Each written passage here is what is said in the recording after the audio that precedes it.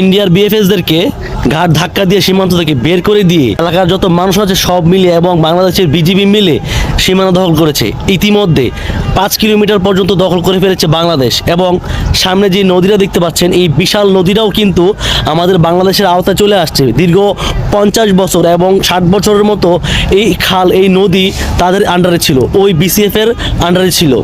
এবং এই নদী দিয়ে যত নেশা ব্যবসা আছে, মাদকের ব্যবসা আছে, অবৈধ ব্যবসা আছে, এই ব্যবসা করতো বাংলাদেশের সাথে ইন্ডিয়ার বিএসএফরা। এখন এটা বন্ধ হয়ে গেছে, একদম টোটালি বন্ধ করে দিয়েছে। এই আমাদের বাংলাদেশের বর্তমান বর্ডারে, নতুন বর্ডারের ভিতরে কোনো ইন্ডিয়ার বিএসএফ নেই।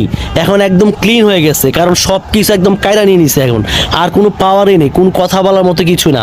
ওই যে আর কি কথা যেটা বলছিলাম, ঘাট ধাক্কা দেওয়ার মতো ব্যবহার করে তাদেরকে এখান থেকে তাড়িয়ে দেওয়া হয়েছে। বিশাল এই নদী এখন বাংলাদেশের ভিতরে, যেটা আমাদের আগেও ছিল, কিন্তু আমরা দীর্ঘ 50 বছর আমরা এটা ব্যবহার করতে পারি না, এটাতে যাইতে পারি নাই। দিনে রাত 24 ঘন্টা এখানে ইন্ডিয়ার বিএসএফরা এখানে টহল দিয়েছে যাতে বাংলাদেশের মানুষ এখানে না যেতে পারে। এখন সেটাও কিন্তু বাংলাদেশের বিজিবিরা দখল করে নিয়েছে, আলহামদুলিল্লাহ। এবং এলাকার যে স্থানীয়রা আছে সবাই কিন্তু তাদের সাথে হেল্প করেছে, আলহামদুলিল্লাহ। আমরা আবারও স্বাধীনতা পেয়েছি, আলহামদুলিল্লাহ।